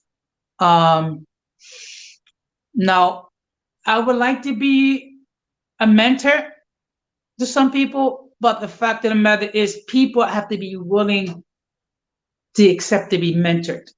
Yes, humility comes first. Hmm. And it's like I said, it's a hard pill to swallow for many. Yes. And it all starts, it will bring us back to the same point of start, the same starting point, I'm sorry, which is therapy.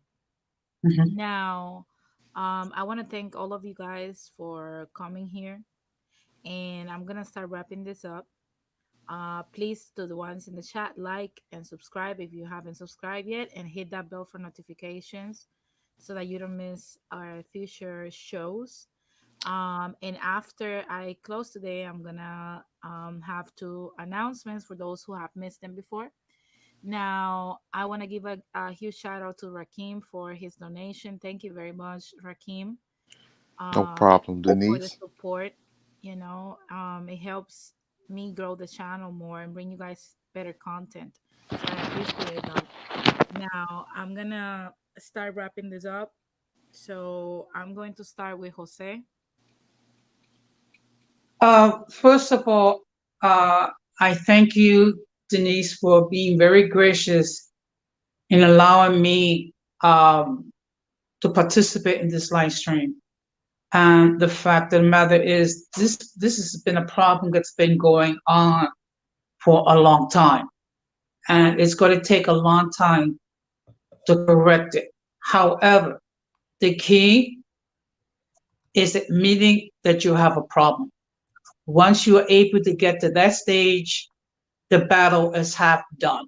Um, that is a fact. I am looking forward to when you do have that live stream regarding mental health. Um, I do know that not everyone is going to receive it, but not so be it. But with that being said, I'm going to end up saying stay blessed. Please be safe because unfortunately, there's a lot of sick people in this world that want to do us harm. Yeah. Thank you, Thank Jose, you. and I appreciate your good vibes. Thank you for always showing support and for always coming here and sharing your wisdom with me and with everybody watching. So thank you very much. Bye. Thank you. Good night. Be safe. Okay. Now, Sundown, I see that you wanted to come up. Do you have any final thoughts? Do you wanted to explain and expand a little bit more on what you say? Yes. The floor is yours. Okay. So Rakim and all aboard. Okay. Let me try to articulate it a little more. I'm not praising poverty. What I'm saying is people who come from poverty, when they get something, they tend to be way more grateful when they get it. And they tend to have a better look on life because they know what it's like to be in a bad situation versus somebody who was born middle high class or high class that's never had to worry about missing a meal, that's never had to worry about power going out, never had to worry about um, wearing the same clothes over and over again. Do you get what I'm saying? I'm not glorifying poverty at all. I'm just saying that their mindset is different because they come from a place where they didn't have much, but then when they do get it, they're grateful and they're some of the most friendliest people that you can meet. They have a better outlook on life. Yeah, I agree with both of you on your assessment. Now I understand that there was a misunderstanding on what you said, Sundown. I got your point of saying, the poverty somehow breeds better quality of people. And it's that I believe it's that human resilience to a degree, you know. Than prosperity somehow breeds nastiness and selfishness and greed in the majority of us. Now, all aboard. Final thoughts on today's topic. I really appreciate the topic. I think this is one of my favorite shows that you've done so far. You Thank touched you. on a lot of things, And I want all of us to be prosperous. Um, I want us to be able to go back and give back to our countries. And I wanted to say that if other people are investing in our countries, that's a big sign that we should be investing too. Because other cultures are going and buying up the land and they're buying businesses, they're doing business. That's a big sign. Like, I would suggest we get involved as well when we can. Final thought. Definitely, definitely, definitely. Let's take the control from these people, and at least if it's a little bit of something, let's take the control of that little something, and for the betterment of our people. Now, Rakim, do you have any final thoughts on today's topic? Oh yes, yes, I agree with one thing. I didn't get a chance to speak with him before he left, but I agree with what Jose was saying. It's a lot of people that do need therapy, and a lot of people that do need like a mentor. But some people too are so far gone to the point that you can't mentor a person that's already mentally lost. Yeah, It has to be experiences that'll have to straighten that person's you know uh mentality out to be able to have them thinking on the right course of thinking. Also, I wanted to clarify what Sundown was saying. Yeah, I agree with what you were saying, Sundown. Like as far as what you were saying about you not praising poverty and everything. I was but also I just wanted to say one thing we have to be careful about is that you can only people can only have appreciation for so long as the generations go on. As the generations go on and no improvements have been done, and people are still stuck in that type of predicament, then as time goes on, you'll see that person's mentality start to change. Because if they're growing up around wealth, or they see other people get richer and they seen their grandmothers are poor, their great grandmothers was poor, the mothers is poor, they're poor, then after a while that starts to breed a contempt. You see what I'm saying? And that breeds, a bitterness and angry, and it'll make people angry to the point where, of course, they'll start questioning. Well, I'm not understanding as hard as I'm trying to get out, but I'm not making any improvements. And that's all I got to say. But what you were saying, like as far as Latin America goes, it's very important for people to go back and start doing business in Latin America before a lot of Americans start buying up land over there, and pretty much pushing the people out of having any ownership in their own countries. And not only would they be subject to poverty, but they won't even have a chance to even get out of poverty and make improvements for the next generation.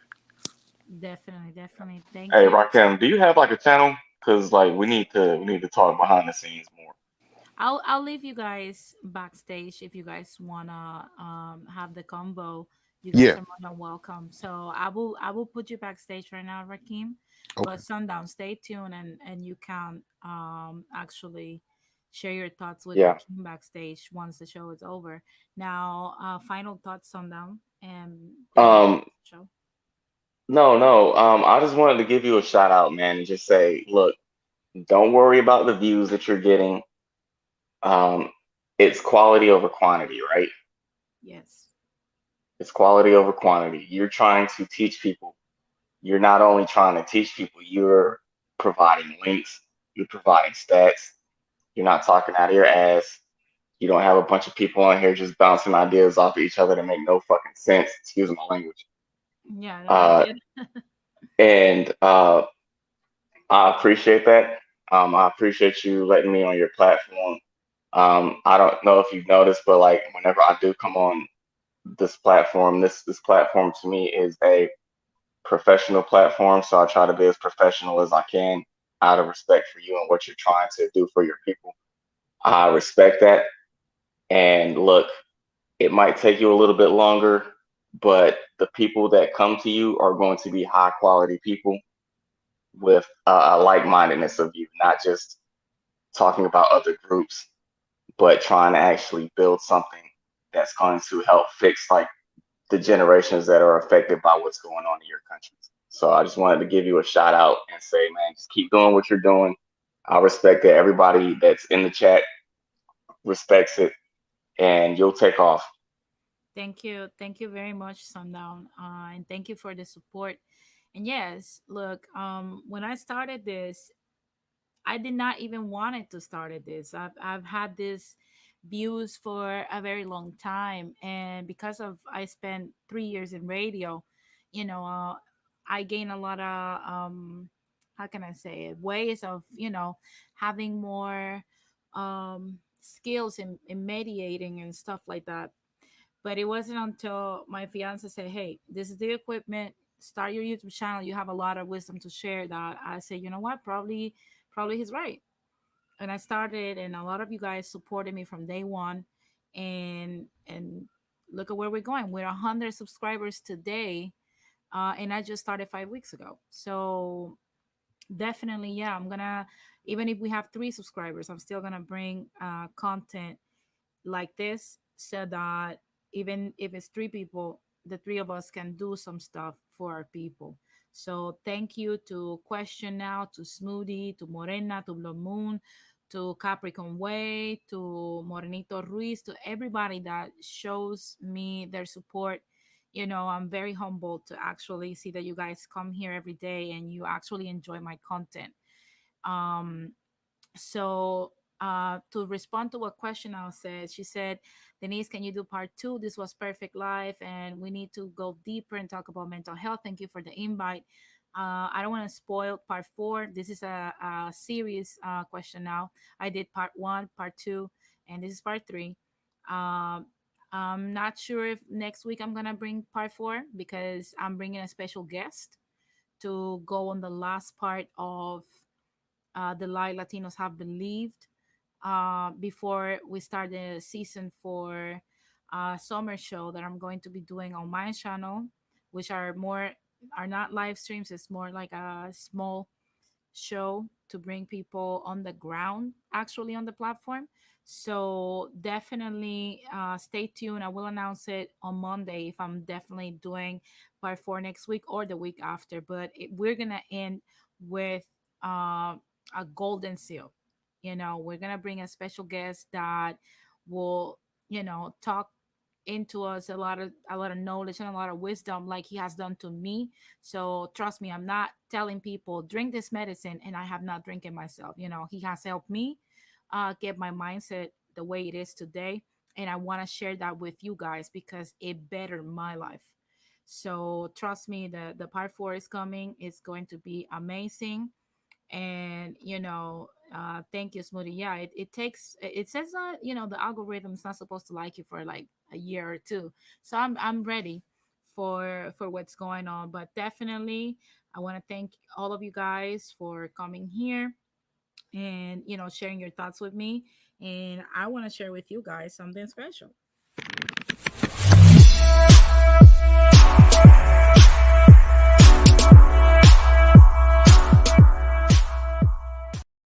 That's right. This summer, we're coming with Latin Explaining on the road.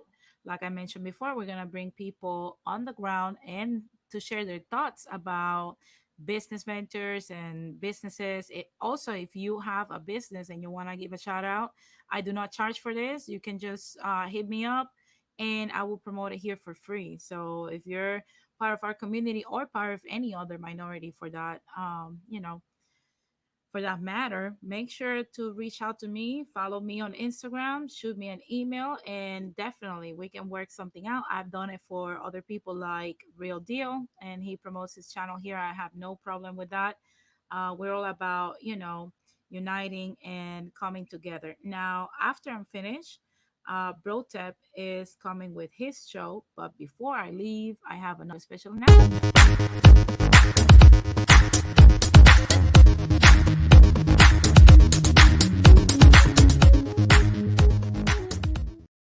Stay tuned tuned for this summer. We're coming in hot with no bullshit. I partner up with All Aboard. I know a lot of you guys have contradictory views about her, but I love that she's controversial and scandalous, and I love that about her. So definitely, you're gonna have my personality, her personality together on different topics. It's completely unrelated to this channel, but if you enjoy more relaxed subjects now and then, make sure you stay tuned for the announcement. Now, before I leave, I want to wish you guys an amazing weekend.